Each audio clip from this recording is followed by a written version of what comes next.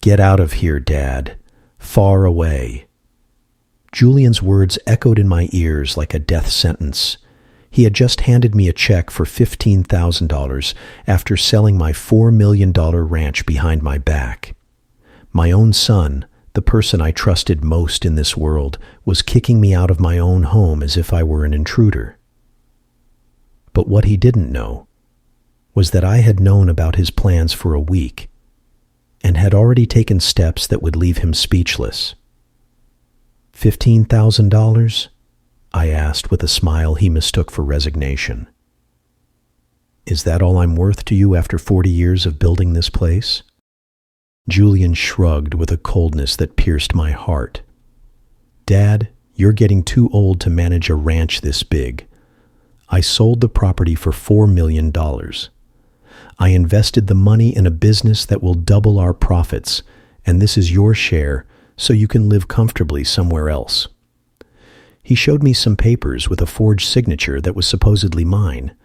What Julian didn't know was that Owen had come to see me the week before, crying and trembling with rage. "Dad, I heard Julian on the phone with a lawyer.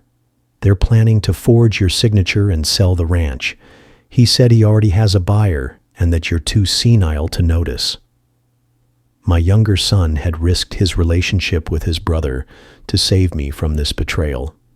And thanks to him, I had been able to prepare for this moment. For 40 years, I had built this ranch with my own 2 hands. I arrived here a young widower with 2 small children and $100 in my pocket. I worked 18-hour days. My hands became covered in calluses, my back bent under the weight of feed sacks. But I never gave up. Every tree I planted, every fence I built, every animal I raised carried my sweat and my blood. This land wasn't just property. It was my soul materialized into $4 million of honest work. Julian was always different from Owen. From a young age, he would ask how much money we made, what the ranch was worth, when it would be his. While I woke up at dawn to milk the cows, he slept in late. While I negotiated with international buyers, he was out partying with the money I gave him.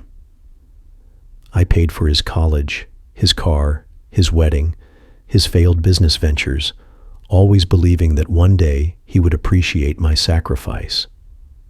But the only thing he saw was an old man standing between him and his inheritance. "Dad, you're 67 years old," he told me as he put the forged documents back in his briefcase. "It's time you stop being stubborn and accept that you can't keep living alone in such a big place. With $15,000, you can rent an apartment in the city and live peacefully for the rest of your life." His tone was condescending, as if he were talking to a spoiled child. "Besides, the buyer has already paid, and I've already invested the money. There's no turning back." I rose from my chair slowly, feeling every fiber of my being fill with a strength I hadn't felt in years. Julian thought he had defeated me, that he had taken everything I had fought for. But what he didn't know was that during that week, while he was celebrating his brilliant plan, I had been very busy with my lawyer Claire, preparing the biggest surprise of his life. The same determination that had led me to build a $4 million empire would now serve to show him that no one, not even my own son, was going to humiliate me like that. "All right, Julian," I said, with a calm that reassured him. "I accept your proposal, but before I go, I want us to have dinner together one last time, as a farewell." He smiled, believing he had finally broken my will. "Of course, Dad, I'll book a table at the fanciest restaurant in the city. You deserve it." What Julian didn't know was that this dinner would be the stage where his world would completely fall apart. The photograph of the ranch rested on the table, showing 4 decades of honest work. Soon, my son would discover that stealing from a man who built an empire with his own hands was not as easy as he had thought. That night, I couldn't sleep. Julian's words echoed in my head like a painful refrain. Get out of here, Dad. Far away. I got up several times to walk through the house, touching each piece of furniture, each photograph, each object I had bought with my own effort. The ranch wasn't just my home. It was the physical testament to everything I had achieved against all odds. And now my own son wanted to erase me from history as if I had never existed. At dawn, I called Claire, my trusted lawyer. George, I need you to come to my office immediately, she said with urgency in her voice. I have news about what you told me yesterday. I drove to the city with a racing heart, knowing my future depended on what Claire had discovered. During the drive, I remembered how I had met this extraordinary woman 3 years ago, when Julian began pressuring me to put the ranch in his name. Claire was different from all the lawyers I had met. She didn't treat me like an ignorant old man, but like a successful businessman who deserved respect. When I told her my suspicion about Julian's intentions, she didn't downplay my concerns. George, cases of financial abuse against seniors are on the rise, and sadly, many involve close family members, she had told me with complete frankness. We need to protect your assets before it's too late. Sit down, George, Claire said when I arrived at her office. Her serious face confirmed the news wasn't good. I investigated the documents Julian showed you yesterday. The signature is a forgery, obviously, but he has already filed those papers with the county records office. Officially, according to the system, the ranch is no longer yours. I felt the world collapse beneath my feet. But, Claire continued with a smile that restored my hope. What Julian doesn't know is that last week when you came in alarmed by Owen's information, we already took preventive measures. Claire opened a thick folder full of official documents. Remember when you signed those papers last Monday? You not only transferred the ranch to an irrevocable trust, but you also established very specific clauses. According to these documents, you are the sole lifetime beneficiary of the trust, and only you can make decisions about the property. Furthermore, any attempt at a fraudulent sale is automatically void. Tears of relief streamed down my cheeks as Claire continued explaining. There's more, Claire said with satisfaction. We also installed hidden security cameras in your house last week and recorded the entire conversation yesterday when Julian gave you the check. We have complete evidence of his criminal intentions. She showed me the recordings on her computer. Seeing my own son speak so coldly about robbing me broke my heart, but it also filled me with a steely determination. And what about the money Julian claims to have invested? I asked with concern. Claire smiled in a way I hadn't seen before. That's Julian's problem, not yours. He sold something that didn't belong to him to a buyer who will soon discover he can't take possession of the property. When the buyer demands his $4 million back, Julian will have to explain where that money is. The poetic justice of the situation made me smile for the first time in days. I returned to the ranch feeling like a warrior prepared for battle. That afternoon, Julian called to confirm the farewell dinner. Dad, I've booked a table at the Summit Grill for tomorrow at 8. It will be a very special dinner, he said with that false sweetness that now nauseated me. Perfect, son. I have a surprise for you too, I replied with a smile he couldn't see over the phone. That night, I called Owen to tell him everything. Dad, I can't believe what Julian is doing, he said, his voice breaking. I knew he coveted the ranch, but I never thought he'd go this far. I explained the entire plan Claire and I had prepared. I want you to come to the restaurant tomorrow. But don't say anything to Julian. I need you to be a witness to everything that's about to happen." Owen agreed immediately, a mix of nervousness and admiration in his voice. The morning of the dinner, I woke up early to get ready. I chose my most elegant suit, the one I had bought when I turned 60, to celebrate 4 decades of successful work. I shaved with special care, styled my hair as if for a party, and put on the watch my late wife had given me on our 20th anniversary. If Julian wanted a farewell dinner, I would give him one he would never forget. As I dressed, I remembered all the times Julian had tried to convince me to sell the ranch. "Dad, you're not young enough for all this work anymore," he would constantly say. "You could live comfortably in the city with the money from the sale." What he never understood was that the ranch wasn't work for me. It was my identity, my purpose, my connection to life. Every dawn among my trees, every afternoon feeding my animals, every night listening to the sounds of the countryside reminded me that I had built something beautiful and lasting. At 6 in the evening, Claire arrived at my house with a briefcase full of documents. "Are you ready for this, George?"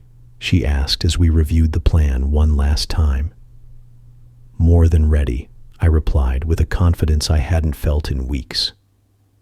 "Julian thinks he's giving me a farewell dinner, but in reality, it's going to be his wake-up call." Claire laughed heartily. "I love working with you, George. Not many men your age would have the courage to confront their own son this way." When I arrived at the Summit Grill, Julian was already waiting for me at an elegant table by the window. He was dressed in his best suit, as if celebrating a victory.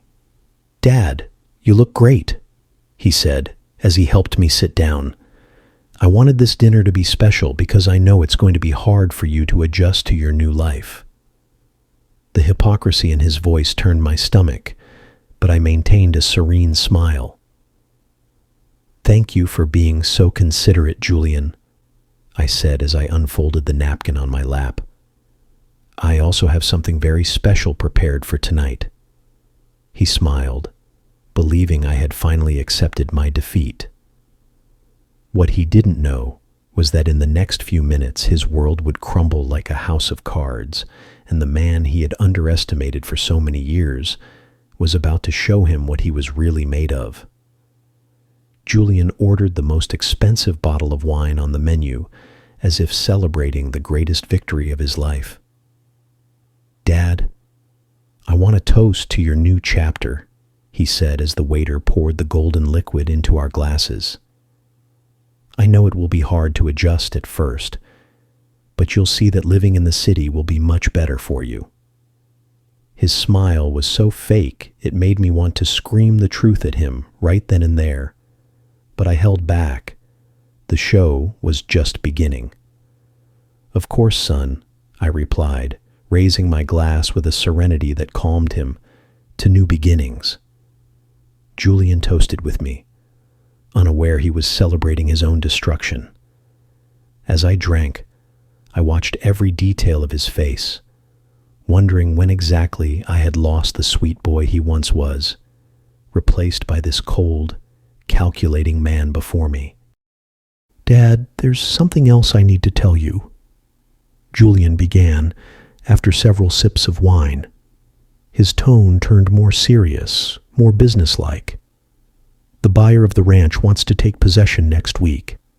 I need you to pack your personal things and be out by Friday." The coldness with which he spoke those words confirmed that to him I was no longer his father, but simply an obstacle to be removed. "So soon?" I asked, feigning surprise.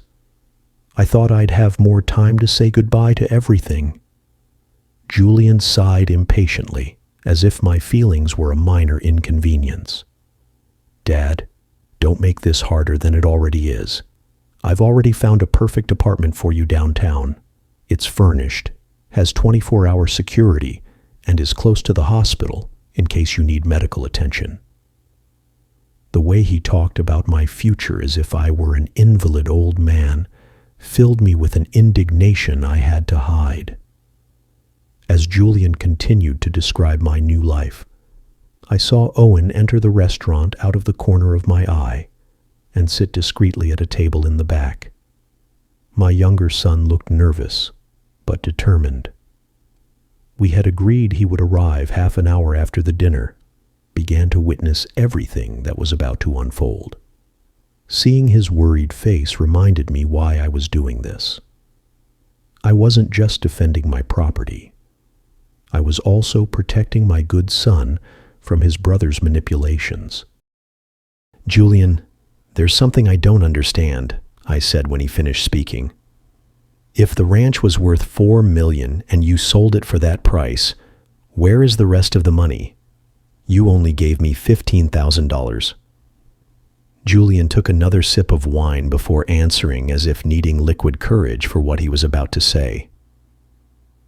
"Dad, I invested that money in a business that will give us much greater returns," he explained with the forced patience of someone speaking to a child. "I bought shares in a tech company that's about to revolutionize the Latin American market. In 5 years, that $4 million will turn into $20 million. His enthusiasm was genuine, which made it all the more pathetic. My son had sold my entire life for a business dream that was probably as fake as his filial love. "And what if that business doesn't work out?" I asked with apparent innocence. "What will happen to the money from the ranch?" Julian laughed condescendingly. "Dad, you don't understand investments. I studied business administration. I have connections in the financial world. I know what I'm doing. Trust me." The irony of him asking for my trust after stealing everything I had was so immense, I almost laughed out loud. The waiter brought our main courses, but I could barely eat. Every bite tasted of betrayal. Every sip of wine reminded me I was dining with the enemy. Julian, on the other hand, ate with appetite as if it were a celebratory meal. "Dad, I know this is hard for you," he said while cutting his steak, "but think of all you're going to gain. You won't have to wake up at dawn to milk cows anymore. You won't have to worry about the harvests. You won't have to deal with problematic employees. You'll be able to rest as you deserve." What Julian didn't understand was that I didn't want to rest. Those early mornings, those worries, those daily challenges were what gave my life meaning. The ranch wasn't a burden to be eliminated, but the engine that kept me alive, active, and with purpose. "And what if I don't want to rest?" I asked softly. "What if I want to keep working my land until the last day of my life?" Julian stopped eating and looked at me with a mix of frustration and pity. "Dad, you're 67 years old. You're not at an age for that kind of physical labor anymore. You could get hurt, get sick, even die alone in that remote place." His concern sounded so false it made me want to throw up. "Besides, the deal is done. The papers are signed. The money is invested. There's no going back." "The papers are signed," I repeated slowly. "What papers, Julian?" He took the same documents from his briefcase that he had shown me the day before. "These papers? Dad, here is your signature authorizing the sale of the ranch." He showed me the page where a signature appeared that was supposedly mine, but which I had never made. "When did I sign this?" I asked, my voice trembling. Julian looked me in the eye with a coldness that chilled my blood. "Dad, you signed this a month ago when you came to visit me. Don't you remember?" The lie was so blatant that for a moment I was speechless. My own son was accusing me of senility to justify his theft. "You told me you no longer wanted the responsibility of managing the ranch. that you'd rather I take care of everything. He continued with complete naturalness. Julian, I said in a voice I barely recognized as my own, I never signed those papers. I never told you I wanted to sell the ranch. That is not my signature. His face hardened immediately. Dad, this is exactly what I was afraid of. You're starting to have memory problems. That's why you need to move to the city where you can get the medical attention you need. The manipulation was so brutal, I felt a wave of nausea. Memory problems? I repeated in disbelief. Are you saying I'm senile? Julian sighed as if this were a conversation he'd had to have many times. Dad, it's not your fault. It's part of aging. But that's precisely why I made these decisions for you to protect you from yourself. The cruelty of his words left me breathless. He hadn't just robbed me. He was now trying to convince me I was crazy. At that moment, I felt a gentle hand on my shoulder. It was Claire, my lawyer, who had arrived punctually according to our plan. Good evening, George, she said with a warm smile. I hope you don't mind me joining you. Julian looked at me confused. Who is this woman, Dad? His tone was no longer condescending, but genuinely worried. Control of the situation was beginning to slip from his grasp. Julian, I said with a smile that was finally genuine, I'd like you to meet Claire. She's my lawyer. She has something very interesting to tell you about those papers you just showed me. Julian's face turned pale as Claire took a seat beside us. The farewell dinner was about to become the confrontation my son had never imagined. Julian's face changed completely when Claire sat at our table.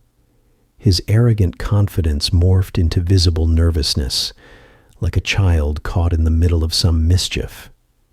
Dad, what's going on here? He asked in a voice that tried to sound firm but trembled slightly. Why did you bring your lawyer to a family dinner? His eyes darted between Claire and me, trying to figure out what was happening. Julian, allow me to introduce myself formally, Claire said with a professional smile that didn't reach her eyes. I'm Dr. Claire Ramirez, an attorney specializing in estate law and elder protection. Your father hired me last week after her younger son alerted her to certain plans you had regarding her property.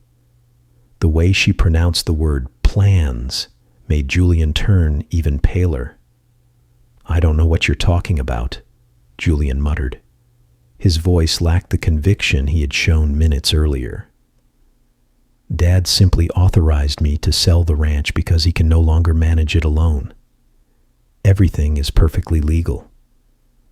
Claire opened her briefcase and took out a thick folder full of documents. Legal. That's very interesting. Julian, could you explain to me then why the signature on these documents doesn't match any of the authentic signatures your father has made in the last 40 years?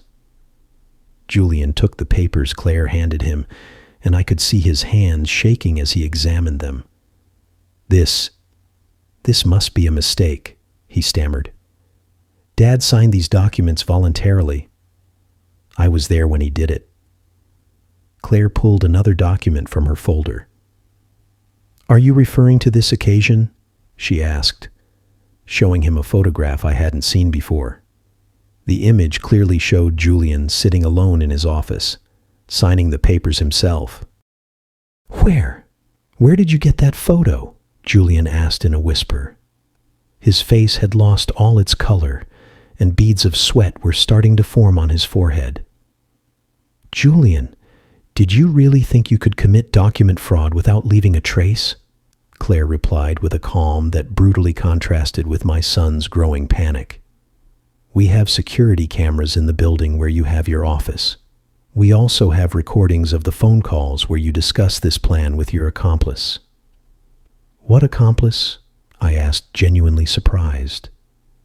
This information was new to me. Claire glanced at me briefly before continuing. Javier Montenegro, the supposed buyer of the ranch, turns out to be Julian's partner in this scam. The plan was for Javier to buy the property at an inflated price. Then Julian would return the difference in cash, keeping the remaining $4 million for his investments. Julian clung to his wine glass as if it were a life raft in a storm. "That's not true," Julian murmured, but his denial sounded desperate. "Javier is a legitimate buyer. He wants the ranch to develop a tourist project." Claire smiled in a way that made me proud to have chosen her as my lawyer. "Julian, Javier Montenegro doesn't exist. It's a false identity you created using fraudulent documents. The bank account where he supposedly deposited the $4 million is in your name." The restaurant seemed to have faded away around us. Only the three of us existed at this table, and the tension was so thick you could cut it with a knife. "Dad," Julian said, turning to me with pleading eyes. "You know me. I would never hurt you. There must be a misunderstanding." For a moment, I saw the little boy who used to run to me when he had nightmares, and my paternal heart softened slightly. But then I remembered the $15,000 check and his order to get far away from here. "Julian, is what Claire says true?" I asked in a voice that sounded strangely calm, even to me. "Did you really forge my signature to steal the ranch from me?" My older son looked me directly in the eye, and for a second I thought he would tell the truth. But instead, his face hardened, and the cold, calculating man I had known in recent years reappeared. "Dad, you don't understand what's happening," Julian said with renewed arrogance. "Yes, maybe I took some liberties with the documents, but it was all for your own good. You no longer have the mental capacity to make important financial decisions. Someone had to protect the family assets before you did something senile and crazy." The cruelty of his words hit me like a physical slap. Claire intervened before I could respond. "Julian, are you aware that you have just confessed to committing document fraud, financial abuse of a senior, and forgery of official documents? Because all of this is being recorded." She pointed to a small digital recorder she had discreetly placed on the table. Julian realized he had fallen into a perfectly orchestrated trap. "Furthermore," Claire continued relentlessly, "I want to inform you that the ranch could never have been legally sold because last week your father transferred it to an irrevocable trust. He is the sole lifetime beneficiary, and any subsequent sale is automatically void." Julian looked at me with an expression of absolute shock. "What does that mean?" he asked in a hoarse voice. "It means, my dear son," I said, finally finding my voice, "that not only can you not sell my ranch, but you now have a very big problem. The supposed buyer, Javier Montenegro, who according to Claire is you, has received a property that he legally cannot possess. Where are the $4 million you supposedly paid for it?" The realization of his situation hit Julian like a tsunami. I invested that money," Julian stammered. "It's in shares of a tech company. I can get it back." Claire shook her head. "Julian, we investigated that supposed investment. The company, Innovate Americas, doesn't exist. It's another shell company you created to hide the money. Where is the $4 million? Really?" Julian slumped in his chair like a deflated balloon. At that moment, Owen approached our table. "Sorry to interrupt," he said in a tense voice, "but I think Julian should know that the bank has already frozen all his accounts for suspicious activity." Julian looked up at his younger brother with an expression of utter defeat. "Owen, you're involved in this too?" His voice sounded like that of a man who has just discovered his whole world has fallen apart. involved in protecting our father from your betrayal. Yes, Julian, I'm very involved. Owen replied with a firmness I had rarely seen in him. I was the one who told Dad about your plans. I was the one who convinced him to call Claire, and I was the one who contacted the banking authorities when I discovered the fraudulent transfers. Julian looked at his brother as if seeing him for the first time. Why? Julian asked, his voice breaking. Why did you betray me? Owen sat next to him and put a hand on his shoulder. Julian, I didn't betray you. You betrayed our family when you decided to steal everything Dad had worked for over 40 years. You betrayed your own father when you treated him like he was a senile nuisance. Tears began to roll down Owen's cheeks. The waiter approached nervously to ask if everything was all right, clearly uncomfortable with the tension emanating from our table. Everything is perfectly fine, I said, with a smile that probably looked ferocious. My family is just having a very necessary conversation about honesty and respect. The waiter quickly retreated, no doubt relieved not to be involved in our family drama. Julian looked up at me, his eyes full of tears. Dad, I'm sorry. I know I made mistakes, but I did it all thinking about the family's future. Claire and I exchanged a look after everything that had happened. My older son was still trying to manipulate me with excuses and justifications. The transformation of my sweet boy into this selfish, cruel man was complete, and there was no going back. Julian's tears didn't move me as he had hoped. For 40 years, I had learned to distinguish between genuine repentance and desperate manipulation. Julian, I said, my voice firmer than I felt, if you had really thought about the family's future, you would have spoken to me before making decisions about my life and my property. His sobs intensified, but I was no longer the father who melted at his children's tears. Dad, please, Julian begged, clinging to my hand. I know I messed up, but we can fix all of this. I can return the money. I can cancel the investments. I can make everything go back to normal. His desperation was palpable, but it also revealed that he still didn't understand the magnitude of what he had done. Julian, where exactly is the money you supposedly invested? Claire asked, with a patience I knew was purely professional. Julian wiped his eyes with his napkin and tried to recompose his business-like posture. The money is in an offshore investment account. It's a complex process, but I can access it in a few days. Claire pulled another folder from her briefcase. Julian, are you referring to the account in the Cayman Islands that you opened last week under the name JM Holdings?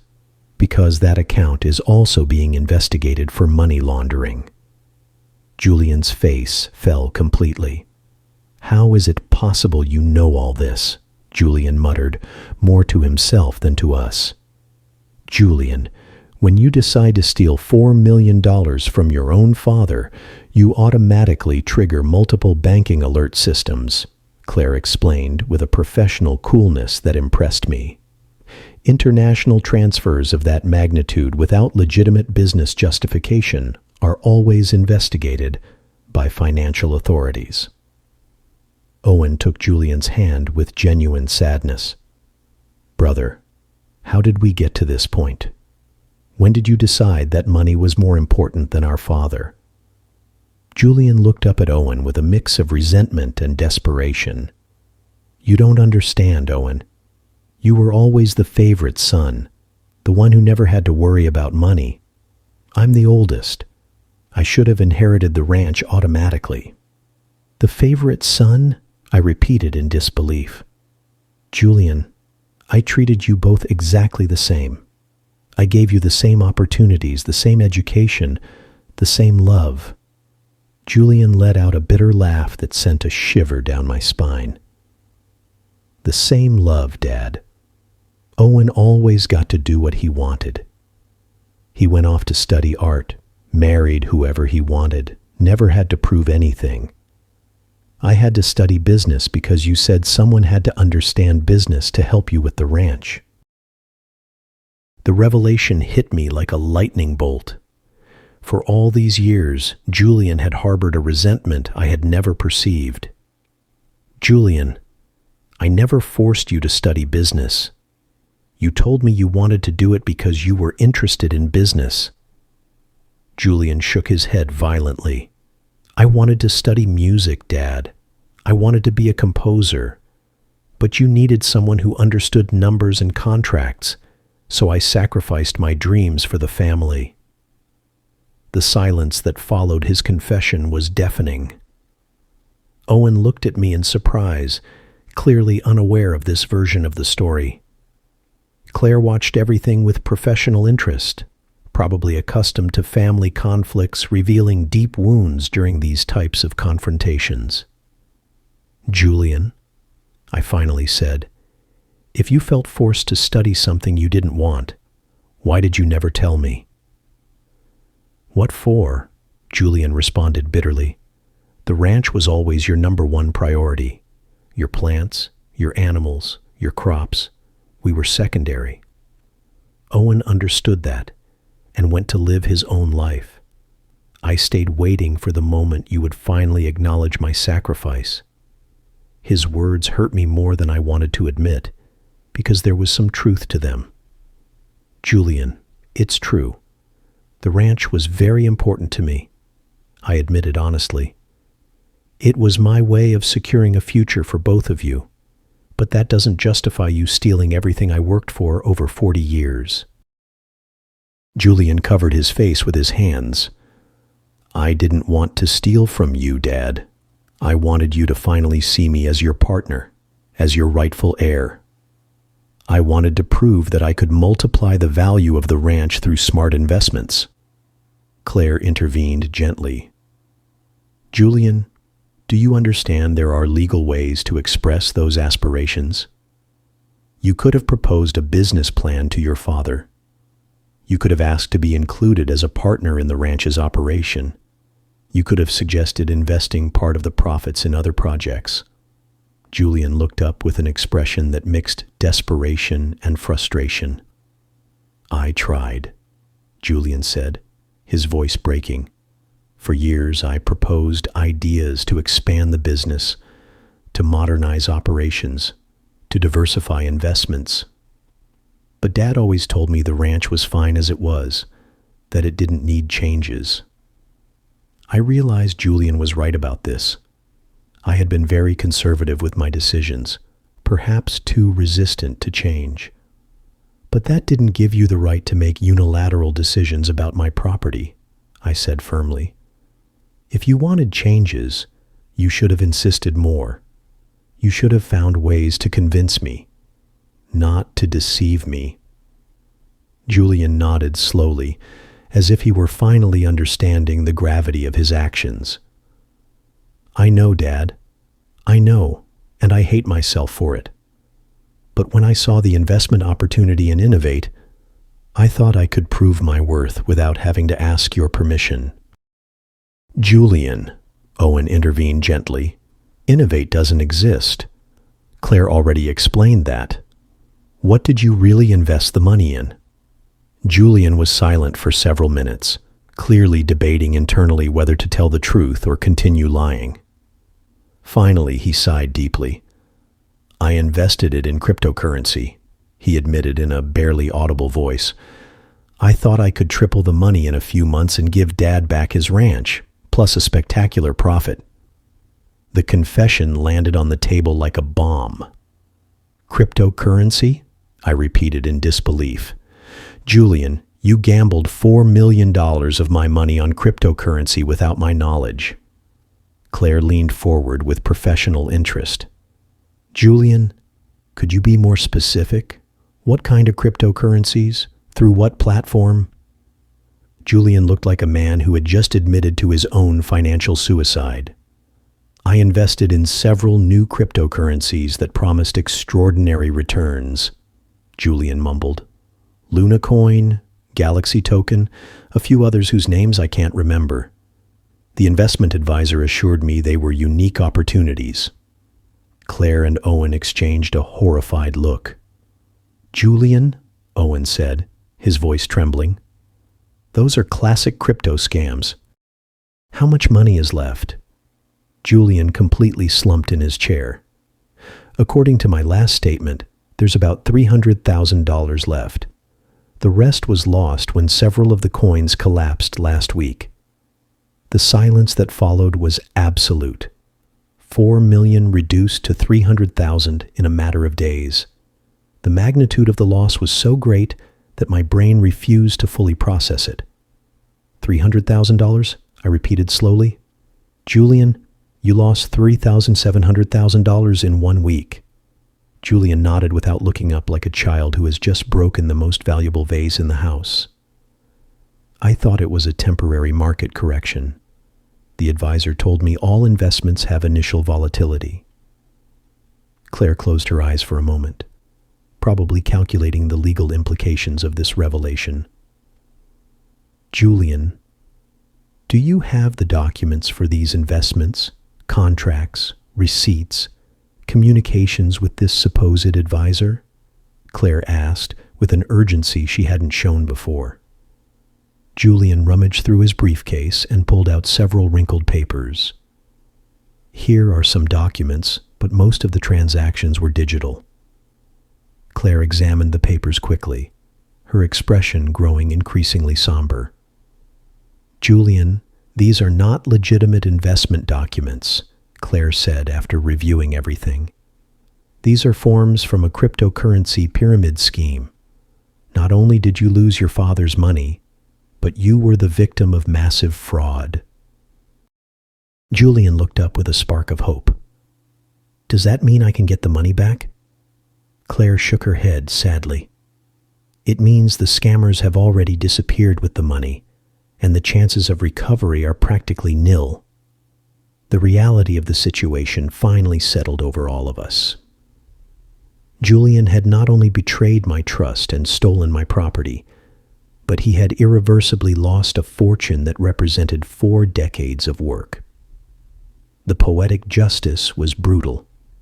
The son, who wanted to prove his financial superiority, had fallen for the most basic scam in the digital world. The devastation on Julian's face was complete. He had not only lost his family's respect, but had financially destroyed what he so desperately wanted to possess. Dad, he murmured, his voice barely audible. What am I going to do now? I have no way to pay you back. My house is mortgaged. My credit cards are maxed out. And now the authorities have frozen my accounts. For the first time that night, I saw genuine vulnerability instead of calculated manipulation. Julian, that is no longer my responsibility, I told him with a firmness that surprised even myself. You made these decisions without consulting me, assuming you had a right over my life and my property. Now you have to face the consequences of your actions. Claire nodded in agreement as she organized the documents she had just examined. George is right, Julian. You are a 42-year-old adult. The decisions you made were yours, and so are the consequences. Owen took his brother's hand with genuine compassion. Julian, I'll help you in any way I can, but first you need to understand that what you did was terribly wrong. Julian squeezed Owen's hand as if it were his last lifeline. Are you going to report me to the police, Dad? He asked, terror in his eyes. The question hit me hard because despite everything, he was still my son. Claire answered before I could. Julian, technically you've already been reported. The banks automatically reported the suspicious transactions to the financial authorities. Document fraud, forgery of signatures, and financial abuse of a senior are serious crimes that are prosecuted automatically. Julian turned as white as a sheet. Does that mean I'm going to jail? It depends on many factors, Claire explained professionally. Your cooperation with the investigation, your willingness to return what's left of the money, and your father's decision on whether he wants to proceed with additional civil charges. All eyes turned to me. The most difficult decision of my life was in my hands. I could send my own son to prison or find another way to seek justice. Julian, I want you to listen to me very clearly, I said after several minutes of tense silence. What you did not only stole money from me, but it destroyed the trust I had placed in you for 42 years. You treated me as if I were a senile old man who deserved neither respect nor consideration. Julian began to sob again, but this time it seemed genuine. Dad, I am so sorry. I never wanted to hurt you. I just wanted to impress you. Impress me by robbing me? I asked in disbelief. Impress me by treating me like a nuisance to be removed? Julian shook his head desperately. No, Dad. I wanted to impress you by multiplying the money, giving you back the ranch with improvements, proving that I could be the successful son you always wanted. His words revealed a deep distortion of reality that genuinely worried me. Julian, I never wanted you to be different from who you were, I said sadly. I just wanted you to be honest, hardworking, and to respect others. Financial success was never my priority for either of you. Owen nodded vigorously. Dad always told us that the important thing was to be good people, not rich people. Julian looked at his brother as if he had just heard this for the first time. Claire cleared her throat gently to get our attention. George, we need to discuss the next legal steps. Julian will have to face the criminal charges regardless of what you decide, but you can influence the civil penalties. I took a moment to process all the information. My son had committed serious crimes, had lost a fortune, and now his future depended partly on my decisions. Claire, what are my options? I finally asked. You can proceed with a full civil lawsuit seeking recovery of all damages plus additional penalties. Or you can negotiate a settlement that includes the return of the remaining $300,000 plus a payment plan for the rest in exchange for not proceeding with some of the civil charges. Julian looked at me with desperate pleading in his eyes. And if I choose the full lawsuit, I asked, Julian would lose everything he has, his house, his car, any remaining assets. Additionally, the penalties could include punitive damages that would keep him in debt for life.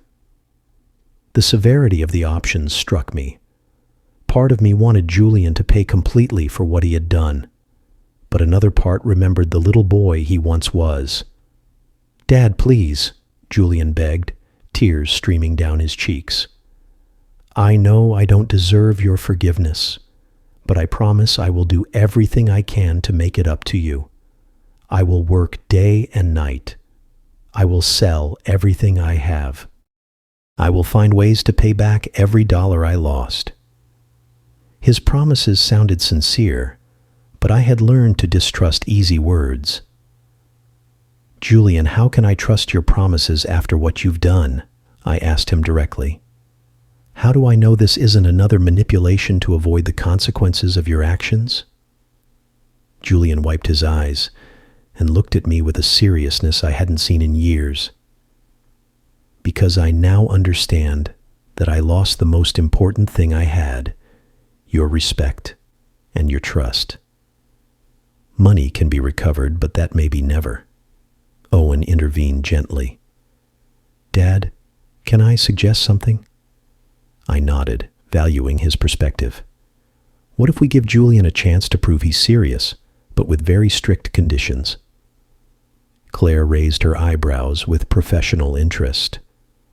What kind of conditions do you have in mind, Owen? Julian immediately returns the $300,000 that are left, sells his house and his car to generate more restitution funds, and agrees to work on the ranch without a salary until he is compensated for a significant part of the damage, Owen proposed. Furthermore, all of this would be legally supervised with monthly reports to Claire on his financial progress. Julian nodded desperately at the proposal. "That's interesting," Claire said, "but we would need to add clear consequences if Julian fails to comply with the terms of the agreement, and we would also need guarantees that he won't be able to access any of George's assets again without legal supervision."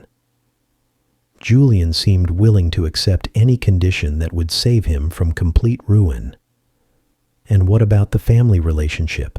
I asked, getting to the heart of the matter. "How do we rebuild the trust that you destroyed, Julian?" This question was more important to me than any financial consideration. Julian took several minutes before answering, clearly thinking deeply about his response. "Dad, I know I have no right to ask you for another chance," Julian finally said. "But if you allow me to work on the ranch, not as your heir or your partner, but as your employee, maybe over the next few years, I can prove that I am capable of respecting your work and your authority." His humility seemed genuine, but I knew that words were easy when someone was desperate. "Julian, the work on the ranch is hard," I warned him. "It means waking up at 5 a.m. in the morning, working under the sun, getting your hands dirty, doing tasks you consider beneath your college education. Are you really willing to do that?" Julian nodded vigorously. "Dad, I'm willing to do whatever it takes. I want to earn back your respect, even if it takes the rest of my life." Claire took notes as we spoke. "If we decide to proceed with a supervised agreement, we'll need to establish very specific terms: restitution amount, payment schedule, working conditions, consequences for non-compliance, and a clearly defined probationary period." Julian immediately agreed to all the legal requirements Claire mentioned. "There's one more condition," I finally said, feeling it was time to set the most important boundary. "Julian, if you accept this agreement, you can never again question my decisions about the ranch or pressure me to make changes I don't want. My property is mine, and my decisions are final." Julian nodded solemnly. "I understand completely, Dad. I will not cross those boundaries again." The restaurant had almost completely emptied while we were having this conversation that would change our lives forever. The waiter discreetly approached to ask if we needed anything else, clearly hoping we would finish soon. "Just a few more minutes," I told him kindly. The most important decisions of our lives could not be rushed for the convenience of a restaurant. I made a decision that would change our lives forever.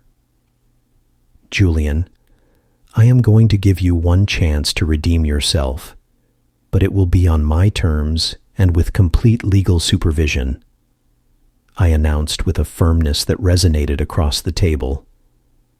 "You have exactly 1 year to prove you can be the son I raised, not the con man you became." Julian looked at me with a mixture of relief and terror, understanding this was likely his last chance. "Claire, prepare a contract that includes everything we've discussed," I continued. "Julian will immediately return the remaining $300,000, sell all his assets to generate additional restitution funds, and work on my ranch without a salary for 12 months. Claire nodded as she took detailed notes. "Furthermore, I want monthly reports on his progress, and if he violates any term of the agreement, we will immediately proceed with the full civil lawsuit." Julian wiped away his tears and looked me directly in the eye. "Dad, I accept all the terms. I promise you I will work harder than I have ever worked in my entire life." His voice trembled, but there was a determination in it I hadn't heard in years. "But I need you to understand something, Julian," I said sternly. This is not a reconciliation. This is a supervised work opportunity. Trust will be earned day by day, and it could take years to rebuild what you destroyed in one night. Owen took his brother's hand, his own emotion palpable. Julian, I'm proud of Dad for giving you this chance, and I hope you value it as it deserves. Julian nodded solemnly at his younger brother. Owen, thank you for protecting Dad when I was betraying him. You're a better man than I am, and I hope to learn from you during this process. The genuine humility in Julian's voice gave me the first real hope that maybe, just maybe, we could heal this family wound. Now, let's talk about the specific conditions, Claire said, organizing her documents. Julian, tomorrow morning, you need to transfer the remaining $300,000 to a restitution account that I will manage. Then you have 30 days to sell your house, your car, and any other valuable assets. Julian nodded without protest. Where will I live during this period? He asked with genuine concern. On the ranch with me, I replied, surprising him, but not in the main house. There's a small cabin where the seasonal workers stay. You will live there under the same conditions as any employee on the ranch. Julian swallowed nervously. With no special privileges for being your son? I shook my head firmly. No special privileges. In fact, with greater supervision for being the son who betrayed my trust. Claire continued laying out the legal terms. Julian, you also need to understand that during this 1-year probation, you will not be able to make any significant financial decisions without supervision.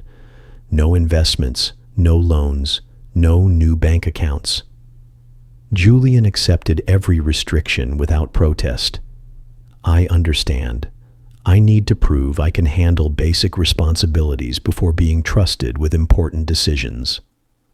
There's something else, I added seriously. Julian, during this year, you are going to learn every aspect of the ranch work. You will milk cows. You will plant pecans. You will repair fences. You will clean stables. You will physically understand what it means to build something with your own hands. Julian nodded vigorously. Dad, I'm ready for that. I want to truly understand what you've done all these years. Owen smiled for the first time all night. Julian, I think this work is going to change your perspective on a lot of things. Julian looked at his brother with curiosity. What do you mean? Owen reflected for a moment before answering. When you work the land with your own hands, you understand that money isn't just numbers in a bank account. Every dollar represents sweat, effort, sacrifice. Maybe that will help you value what Dad built. You also need to understand, I continued, that your relationship with me will fundamentally change. You are no longer my son who can ask for favors or expect special treatment. You are my employee who has to earn every opportunity he receives. Julian nodded solemnly. I understand, Dad. I know I lost the right to be treated as your son when I betrayed you. I hope I can earn that place back over time. Claire closed her folder with satisfaction. George, I believe this agreement is fair yet firm. It gives Julian a chance to redeem himself while completely protecting your interests. I turned to Julian with the most serious expression I could muster. Julian, I want you to understand that if you fail in this agreement, there will not be a third chance. I will proceed with the full lawsuit and cut off all relations with you permanently. I understand completely, Dad, Julian responded, his voice broken but determined. This is my last chance to be your son again, and I will not waste it. His words sounded sincere, but I knew that actions would be the only true indicator of his intentions. Good. Then we start tomorrow. Be at the ranch at 5 in the morning, ready to work. The waiter approached again, clearly needing to close the restaurant. "Excuse me, but we need to close in 15 minutes, he informed us politely. Claire began to pack her documents. "Perfect. I think we've covered everything necessary for tonight. We'll meet at my office tomorrow to sign the official agreement documents." Julian nodded nervously, probably processing everything he had agreed to. As we stood up from the table, Owen hugged Julian with tears in his eyes. "Brother, I'm proud of you for accepting this opportunity. I know it's going to be hard, but I think it's exactly what you need." Julian returned the hug with intensity. "Owen, thank you for not giving up on me despite what I did. I need you to help me stay on the right path this year." "Julian," I finally said, "there's one more thing you need to understand. During these 12 months, you're not just going to work to compensate for the money you lost. You're going to work to rebuild the respect you destroyed, the trust you betrayed, and the family relationship you almost ruined forever." Julian looked at me with a humility I hadn't seen since he was a child. "Dad, I know I don't deserve this chance, but I promise I will do everything possible to be worthy of it." Claire walked us to the restaurant door. "George, I'm impressed by your wisdom in handling this situation. You're giving Julian a chance to redeem himself, but with complete legal protections for yourself." I thanked Claire for all her professional help. "I couldn't have handled this without your legal expertise. I'll see you tomorrow for the official documents." When we stepped out into the cool night air, I felt as though I had just emerged from an epic battle. Julian's betrayal had been devastating, but at least now there was a path forward. "Julian," I said before we parted ways, "remember tomorrow at 5 sharp, you'll be working like any other employee on the ranch. Don't be late." Julian nodded solemnly. "I won't fail you, Dad. This time, I won't fail you." Owen offered to drive me home, but I preferred to drive alone to process everything that had happened. On the way back to the ranch, I reflected on the most intense night of my life. My son had betrayed me in the cruelest way possible, but I had shown that a 67-year-old man could defend himself and set firm boundaries. The future was uncertain, but at least now it was on my terms. When I arrived at the ranch and saw my lands bathed in the moonlight, I felt a deep satisfaction. This land was still mine. My 40 years of work were protected. And maybe, just maybe, I would have the chance to get my lost son back. But this time, it would be under my rules and on my terms. The man who had built an empire with his own hands was not going to be defeated by anyone's betrayal, not even his own son's. 3 months after that night that changed our lives forever, I woke up as always at 4:30 in the morning. The alarm clock was no longer necessary.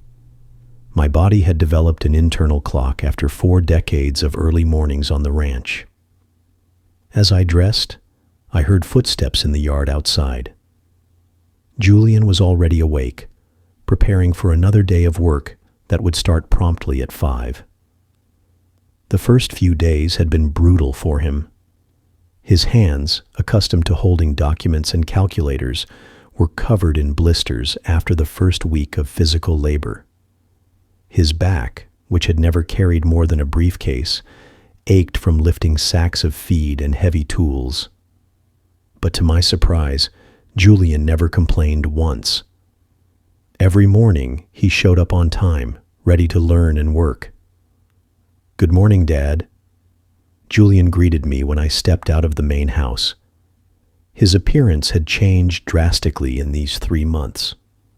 His skin was tanned by the sun, his hands calloused, his muscles developed from physical labor. But more important than his external transformation was the change in his attitude. There was no arrogance in his voice anymore, only genuine respect and a humility he was learning day by day. "Good morning, Julian," I replied with the professional neutrality I had maintained these past months. It wasn't coldness, but the necessary distance between an employer and her employee. "Today, we're going to check the north sector of the pecan orchard. The trees need pruning and fertilization." Julian nodded and went to get the necessary tools without me having to tell him. He had learned the routine quickly. As we walked toward the orchard, I watched how Julian interacted with the trees. At first, he treated them like objects to be manipulated to complete a task. But gradually, he had begun to understand that each tree was a living being that required specific care and attention. "This tree looks sick," he commented, pointing to a pecan tree with yellowish leaves. His observation was correct. "What do you think might be causing that?" I asked. Testing his learning, Julian moved closer to examine the tree. It could be too much water, a lack of nutrients, or maybe some kind of pest. His answer showed he had been paying attention during the lessons I had given him on plant care. "Very good. And what would you do to fix it?" Julian thought for a moment before answering. "First, I'd check the soil drainage to make sure there's no waterlogging. Then, I'd examine the leaves for signs of pests or diseases. Finally, I'd adjust the fertilization based on what I find." I was impressed by the methodology of his response. He was learning to think like a farmer, not just follow orders. During these 3 months, Claire had religiously monitored Julian's progress. He had complied with all the conditions of the agreement. He transferred the remaining $300,000, sold his house and car, and turned over all the additional funds generated. The total recovered so far was about $550,000, a fraction of what was lost, but a significant start. "Dad, can I ask you a personal question?" Julian said as we pruned the pecan trees. It was the first time in 3 months he had dared to start a conversation that wasn't strictly about work. "You can ask," I replied, keeping my focus on the pruning. "Will you ever be able to forgive me for what I did?" The question hit me harder than I expected. I stopped and looked at him directly. "Julian, forgiveness isn't something that's given out like a prize for good behavior. It's something that's built day by day, decision by decision, action by action." Julian nodded solemnly, clearly understanding there were no easy answers. "You're proving that you can be reliable in daily tasks, but deep trust takes years to rebuild." "I understand," Julian replied sincerely. "I just wanted you to know that every day I work here, I understand better what I destroyed when I betrayed you. This land isn't just money or property. It's your life, your identity, your legacy." His words moved me because they reflected an understanding that had been absent for years. "I'm glad you finally understand that," I told him softly. That afternoon, Owen came to visit, as he did every weekend. The dynamic between the brothers had completely changed. Owen no longer had to protect me from Julian. Now he could relate to him as a brother who was genuinely trying to change. "How do you feel after 3 months of physical labor?" Owen asked Julian as we had dinner. "Tired but satisfied," Julian answered honestly. "It's strange, but there's something gratifying in seeing the physical result of your work at the end of the day." Owen smiled. "That's exactly what Dad always tried to teach us when we were kids." Julian nodded wistfully. "You're right. It's a shame it took me so long to understand." During dinner, Julian told me about his interactions with the other ranch hands. "At first, they looked at me with suspicion," he admitted. "They knew I was your son, and they probably knew something had happened. But gradually, when they saw I was willing to do the same work they did, They started to accept me. I was glad to know that Julian was earning respect through actions, not titles. "There's something I want to discuss with you," I told Julian after dinner. "Claire informed me that the legal process has progressed well. The authorities found some of the scammers who tricked you with the cryptocurrencies." Julian sat up with interest. "Does that mean we can recover more money?" I nodded cautiously. "Possibly, but it also means you will need to testify against them." Julian didn't hesitate for a second. "I'll do whatever it takes to help recover the money I lost because of my stupidity." His immediate willingness to cooperate showed me that he was truly committed to making things right. "Good. Claire will arrange the necessary meetings with the prosecutors." Julian nodded with determination. That night, after Owen left and Julian retired to his cabin, I sat on my porch to reflect on the last 3 months. Julian's transformation had been remarkable, but I knew that 3 months was just the beginning. Real changes, deep changes in a person's character, take years to solidify. However, for the first time since that devastating night at the restaurant, I felt something akin to hope. Julian was proving he could be disciplined, humble, and hardworking. More importantly, he was proving he could respect my authority and follow instructions without questioning or manipulating. These were the basic foundations upon which we might one day rebuild a family relationship. The next day was Sunday, traditionally a day of rest on the ranch. But Julian had developed the habit of using Sundays to study the technical aspects of agriculture. Books on cattle ranching, manuals on pecan cultivation, articles on modern irrigation techniques. Seeing my son voluntarily educating himself about my work filled me with a satisfaction I hadn't felt in years. "Julian," I said when I found him reading under a pecan tree, "I want to ask you a question." He looked up from his book attentively. "What are your plans for after this probationary year ends?"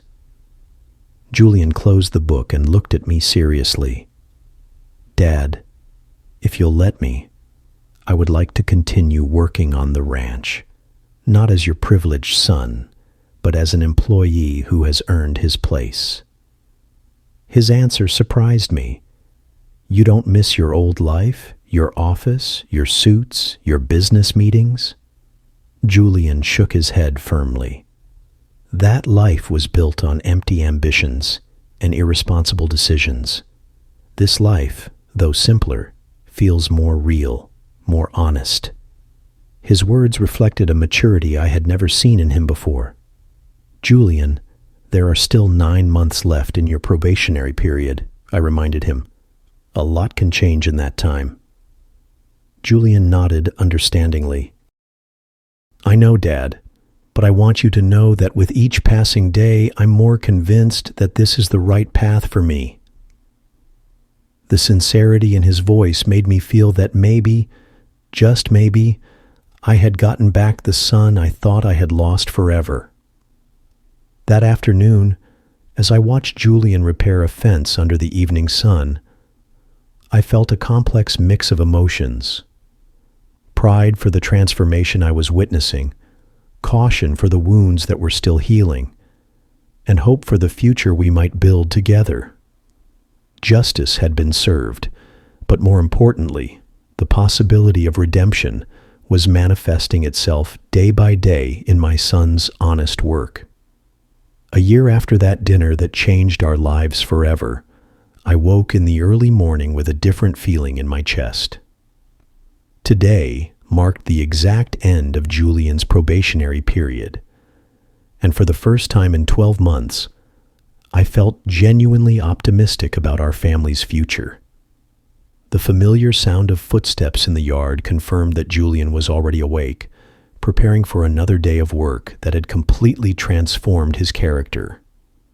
During these 12 months, Julian had met every single condition of the agreement without a single fault. He had worked from dawn till dusk, had learned every aspect of the ranch's operation and had shown a dedication I never thought he possessed. More importantly, he had recovered a total of $800,000 through the sales of his properties and cooperation with the authorities to pursue the scammers. "Good morning, Dad." Julian greeted me as I left the house. His physical transformation was remarkable. Tanned by the sun, muscular from the work with calloused hands that showed a year of honest labor. But his emotional transformation was even more impressive. The arrogance was completely gone, replaced by a genuine humility and a deep respect for the work and for me. "Good morning, Julian," I replied. But this time my voice had a warmth that had been absent for months. "Today is a special day." Julian nodded with a nervous smile. "Yes, Dad. My year of probation is up." I could see the anxiety in his eyes, wondering what decision I had made about his future. "I want you to know that you have surpassed all my expectations," I told him sincerely. During the morning, we worked together in the fields as we had done hundreds of times over the past year. But this time, I watched every gesture of Julian's with new eyes, the gentle way he treated the animals, the meticulous care with which he pruned the trees, the patience with which he explained farming techniques to new workers. This was the man I had hoped he would become for 42 years. At noon, Claire arrived at the ranch for our scheduled meeting. Throughout the year, she had monitored Julian's progress monthly, and her reports had been consistently positive. "George, in all my years as a lawyer specializing in family cases, I have rarely seen a transformation as complete as Julian's," she told me as we reviewed the final documents. "Julian has met every term of the agreement," Claire continued. "He has returned $800,000 of the $4 million lost, has worked without a salary for 12 months, and has demonstrated a genuine change in his character and values." Julian sat with us, clearly nervous to hear my final decision about his future on the ranch and in our family. "Julian," I said, looking him directly in the eye, "a year ago, you betrayed me in the cruelest way possible. You stole my trust, forged my signature, and tried to take everything I had worked for over 4 decades. Julian looked down, clearly ashamed by the reminder of his past actions. "But during this year, you have shown that you are capable of changing. You have worked harder than any employee I've had in 40 years. You have learned to respect this land and to understand what it means to build something with your own hands. You have shown humility, dedication, and a genuine commitment to doing things right."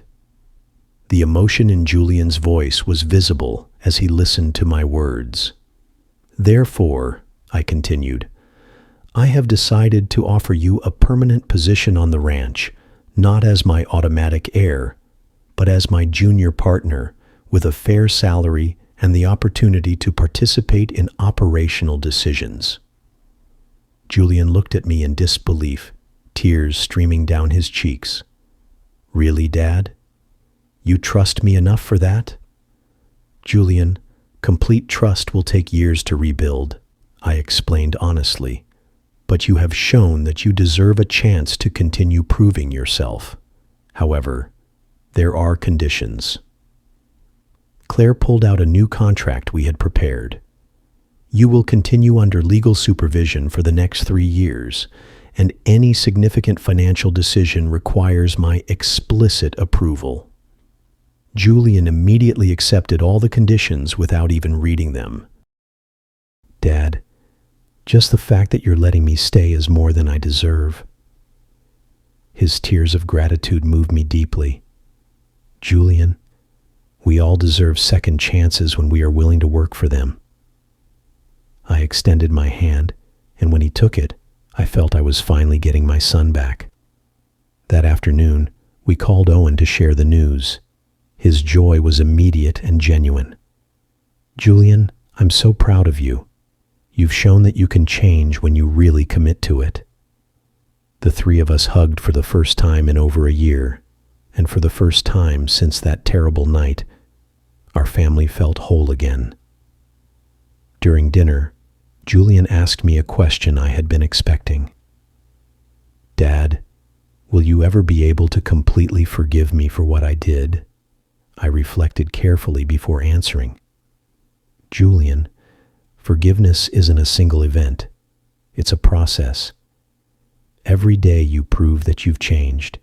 Every honest decision you make, every moment of respect you show me, contributes to that forgiveness." "I no longer feel the anger I felt a year ago," I continued.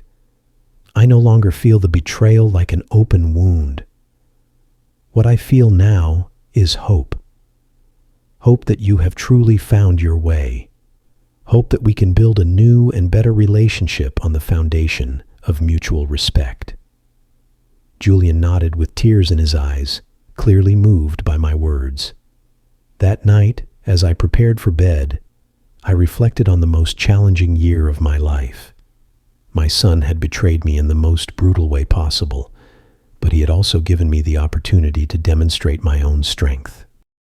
I had set firm boundaries, demanded respect, and created the conditions for a true reconciliation based on actions, not empty words. The next day, Julian would officially begin as my junior partner on the ranch. He would have a salary, real responsibilities, and the chance to genuinely contribute to the success of the operation he had tried to steal a year earlier. The poetic justice was perfect. The son, who wanted to inherit the ranch without working for it, would now have to earn it day by day with his honest effort. As I fell asleep, I listened to the familiar sounds of the ranch that had been my home for 4 decades. The crickets chirping, the wind in the trees, the distant murmur of the cattle. But there was a new sound that filled me with peace. Julian's footsteps in his cabin, preparing for another day of honest work. The man who had built an empire with his own hands had shown that no one, not even his own son, could defeat him when he was determined to defend what he had built.